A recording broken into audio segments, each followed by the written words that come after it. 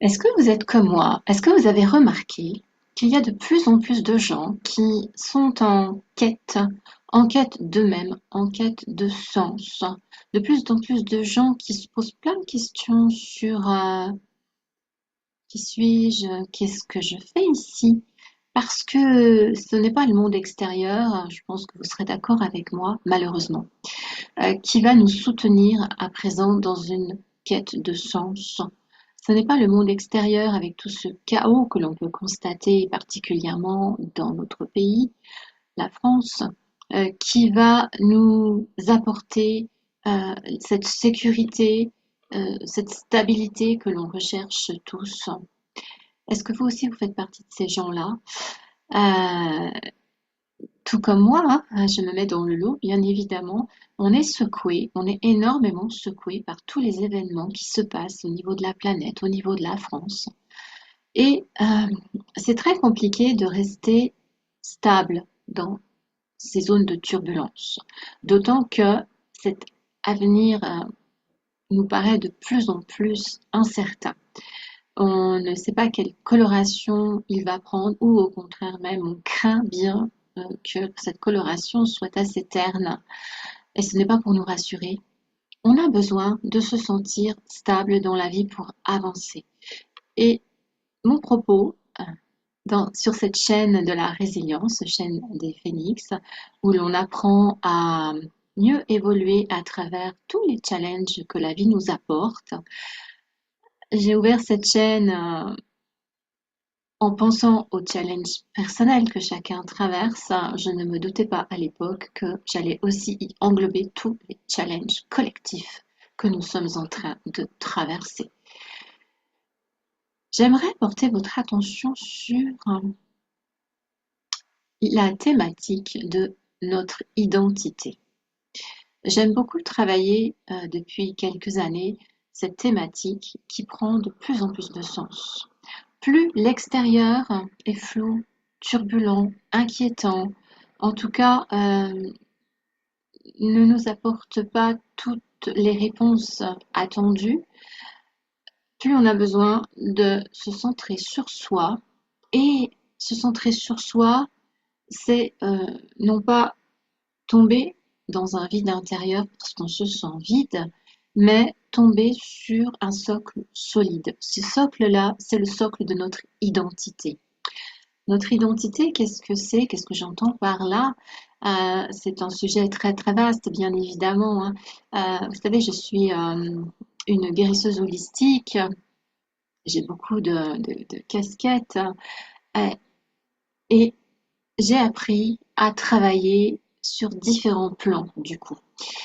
Différents plans, c'est-à-dire le plan corporel, le plan du mental, le plan du cœur et le plan spirituel. Et ça nous apporte énormément de possibilités d'aller à la rencontre de soi-même. Oser devenir soi, c'est vraiment le thème que j'aime explorer en ce moment. Oser devenir soi, ce n'est pas être quelqu'un d'autre, ce n'est pas non plus être dans ce flou euh, sur sa propre personne qui habite la plupart des gens parce que souvent on ne n'a pas le temps de s'interroger sur des sujets pareils. Autrefois, c'était réservé aux philosophes, hein. Et puis, on est trop pris par ce chaos de cette vie plus compliquée, de plus en plus compliquée qu'autrefois. Et devenir soi, c'est prêter attention à qui suis-je dans ma globalité. Qui suis-je dans ma globalité? C'est sur le plan physique, c'est certainement le plus simple, hein. Qui suis-je? Mais quand on va aller fouiller au niveau du cœur, d'un point de vue émotionnel, qui suis-je? Là, ça devient déjà plus complexe parce que souvent, eh bien, il y a comme une sorte de voile devant nous. On ne regarde pas la vérité, on n'ose pas, on ne veut pas, ou tout simplement, on n'est pas équipé pour, on ne sait pas faire. où on n'a pas du tout l'idée de faire une chose pareille. Allez voir aussi qui l'on est au niveau de son intellect, de son mental, de sa conscience. Ça, c'est quelque chose de très très profond que l'on peut éventuellement aborder facilement dans sa vie parce que bah, ça s'y prête bien pour ne serait-ce que travailler par exemple. Mais et si on allait chercher encore plus en profondeur qui l'on est, cet être qui a un mental, qui est-il? Par quoi est-il gouverné? Qui est-ce qui a toute la mainmise sur notre personne? Est-ce que c'est vraiment cette conscience, le fait que je sais que je suis en train de parler là, par exemple, ou de bouger mes mains? Est-ce que c'est vraiment cette personne-là qui a la mainmise? Ou alors une part bien invisible de moi-même qui dirige ma vie et la plupart du temps à mon insu?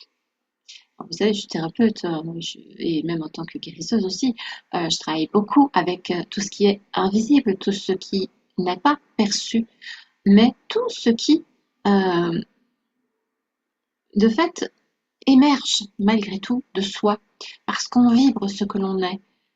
À l'intérieur, nous sommes quelque chose, nous sommes quelqu'un, et nous le vibrons, même si nous n'en avons pas conscience. Et un regard extérieur aiguisé peut très bien le percevoir. Les gens autour de vous le perçoivent aussi, bien sûr, mais même s'ils ne savent pas forcément mettre des mots dessus. Et quant à savoir qui l'on est d'un point de vue plus spirituel, là, c'est une vaste question, n'est-ce pas? Alors, prochainement, je vais organiser un challenge, et une fois n'est pas coutume, je vais le faire sur cette chaîne YouTube, en plus de le faire aussi sur mon Facebook. J'adore Facebook. C'est là que je travaille habituellement, mais je vais aussi le faire sur cette chaîne pour rendre plus vivante ma chaîne YouTube qui est là depuis quelques années déjà et que j'aime beaucoup. Petit à petit, eh bien, le nombre d'abonnés augmente et ça me fait très très plaisir. Et je vais valoriser ça. Donc, le challenge gratuit sera également sur cette chaîne et on pourra aborder, entre autres thématiques, celle-ci. La grosse thématique, en fait, c'est devenir soi à travers ce monde plus ou moins chaotique actuel et comment devenir soi à travers son identité, comme je vous le disais dans cette vidéo. Donc, restez bien à l'écoute si ça vous intéresse. Je pense qu'il y aura beaucoup à y gagner à non pas écouter ces vidéos, mais réfléchir sur qui vous êtes à travers ce coup de pouce que je donne dans mes vidéos. Je vous dis à très bientôt.